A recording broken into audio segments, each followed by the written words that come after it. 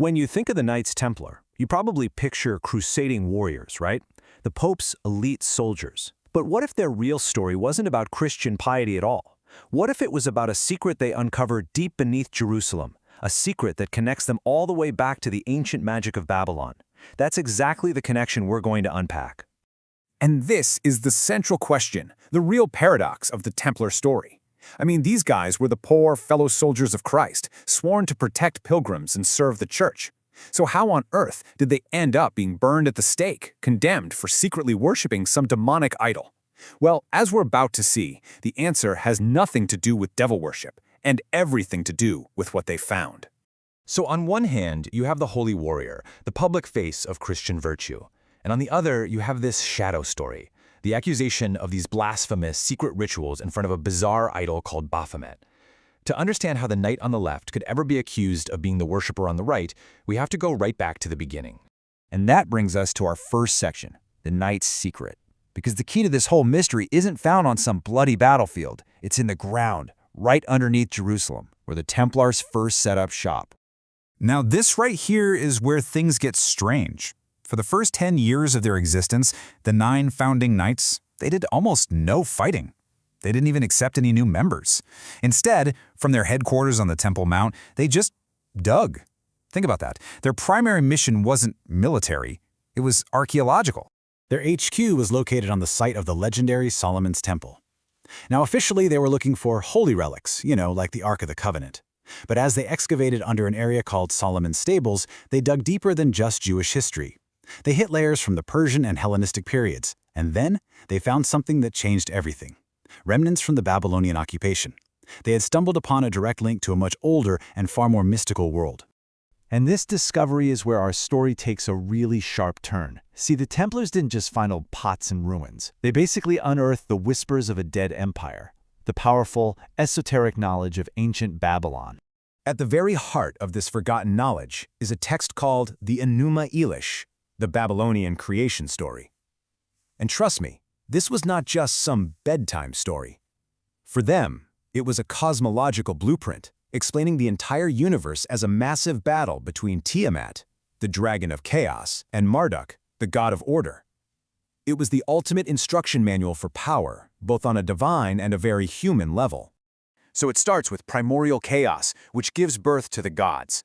Then there's a huge war, and the hero god Marduk establishes order by defeating the chaos mother Tiamat. But here's the part that's absolutely crucial for our story. Humanity is created from the blood of a rebel god, and that implies that every single human carries a divine, yet inherently rebellious spark, a concept totally at odds with Orthodox Christian teaching. This table does a great job of showing the deeper, secret meaning behind all this. See, Tiamat wasn't just some monster. She represented the raw, pure potential of creation itself. Marduk wasn't just a warrior, he was the structuring force of the universe. And Kingu's blood? That's what gave humanity that divine spark, an idea that is central to Gnostic traditions that would pop up later. This is the incredibly complex and powerful worldview the Templars were digging up. Okay, so let's move on. The Templars weren't just digging up old texts. This knowledge wasn't dead and buried. It was a living, breathing tradition preserved and practiced by secret groups they met right there in the Holy Land. And 2 groups in particular were super influential. First, you had the Sabians of Harran, who were actual living practitioners of Mesopotamian astral magic. And second, the Nizari Ismailis, who the Crusaders called the Assassins, a highly sophisticated, secretive order whose own structure looked shockingly similar to the Templars. I mean, the parallels here are just impossible to ignore. Just look at this. Both orders used initiatory degrees, revealing knowledge little by little. Both used a similar white and red color scheme, and both saw themselves as guardians of a sacred trust. It seems almost certain that their contact with the Ismailis was a direct pipeline, channeling that ancient Babylonian knowledge right into the heart of the Templar order. So, let's recap. The Templars dug up in ancient cosmology, and then they talked with living esoteric traditions. The result was a synthesis, a blending of beliefs that they expressed through some really powerful symbols. And when you know it, it was those very symbols that would end up being the evidence used to destroy them. And hey, this isn't just a wild theory. We have hard proof. Just take a look at this seal. It belonged to a Templar Grand Master, and it's dated 1214. That figure you see is not a Christian saint. It's Abraxas, a major deity from Gnosticism, a mystical tradition with deep roots in the Near East. For the leader of a Catholic military order to be using this symbol, it's just astonishing, and it really demands an explanation. So let's decode this thing. The rooster's head, that's about awakening. The human body represents intellect.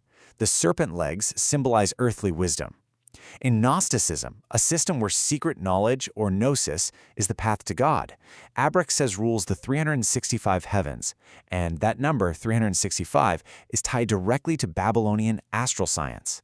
Using this symbol was a pretty clear statement that the Templars' beliefs went way beyond what the mainstream church was teaching. And that, of course, brings us to the most famous accusation of all, Baphomet. Now, first things first, forget the goat-headed image you've probably seen. That was invented centuries later. Back during the trials, the idol was described much more simply and much more mysteriously as just a bearded head, or sometimes a three-faced idol. The name itself is a total puzzle. Was it just a medieval French mangling of the name Muhammad, or was it something way deeper? Notice the pattern here. The most believable theories don't point to a demon at all. They point to words like wisdom or understanding, the very same principles of secret knowledge the Templars were so obsessed with. Even the idea of a bearded head has echoes in Mesopotamia. They had figures like the demon Pazuzu, who was seen as both destructive and protective at the same time. He represented the dual nature of the universe. It's very likely the Templars adopted a symbol for this complex, non-Christian worldview, and their accusers, who didn't understand it, could only see it as devil worship. Then, on Friday, October 13th, 1307, the hammer finally fell. King Philip IV of France ordered the arrest of every Templar in the country, and the order was brutally crushed. But here's the thing, you can't kill an idea. The knowledge they had found didn't just disappear with them. You see, their encounter with the East had changed them. They went from being soldiers to being adepts to being initiates. They were chasing a universal wisdom that went beyond any single religion. They were using astronomy and astrology in their military strategies. They even pioneered an international banking system modeled on ancient Babylonian temples. This combination of spiritual, intellectual, and financial power made them a state within a state, and that was a threat the powers that be just could not tolerate. And this timeline really puts it all into perspective. You've got this stream of knowledge flowing from ancient Babylon. It gets preserved through Gnosticism and mystical traditions. Then it's rediscovered and, frankly, weaponized intellectually by the Knights Templar. And then, after they're destroyed, it goes underground and filters into later secret societies like the Rosicrucians and the Freemasons. The Templars were the crucial link in that entire chain. So in the end, were the Knights Templar heretics? No, they were syncretists. They were blenders of philosophy and faith. They stumbled upon this incredible ancient stream of knowledge in the East, and they became the living bridge that carried its esoteric fire back into the heart of Europe. And that leaves us with one last, kind of provocative thought. The Templars were destroyed because the knowledge they found challenged the entire established order. So it really makes you wonder, if a truth that powerful could be stamped out once, what other dangerous ideas, what other secret histories might still be lying there, hidden just beneath the surface of the world we think we know?